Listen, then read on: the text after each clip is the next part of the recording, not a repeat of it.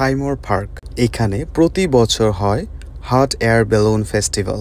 এই hot air balloon ফেস্টিভ্যালে new York city থেকে আসতে সময় লাগে মাত্র 1.5 থেকে 2 ঘন্টা। এই প্রোগ্রামটির জন্য আগে থেকেই টিকিট কেটে রাখা ভালো, কারণ দেরি করলে টিকিট পাওয়া যায় না। এইখানে রয়েছে ফ্রি পার্কিং, রেস্টরুম এবং ভেতরে খাবারের স্টল। বাহিরের কোনো খাবার ভেতরে এলাও না। সো যারা খাবার নিয়ে আসবেন সাথে করে, ওরা গাড়িতে বসে অথবা অন্য কোথাও বসে খাবারটা খেয়ে তারপরে ভেতরে ঢুকবেন। এইখানে ঢোকার জন্য টিকিটের দাম $15 থেকে $30 পর্যন্ত। রাতে এইখানে আপনারা দেখতে পারবেন ফায়ারওয়ার্কস। অবশ্যই এইখানে বসার জন্য চেয়ার এবং মাটিতে বিছানোর জন্য চাদর নিয়ে আসবেন।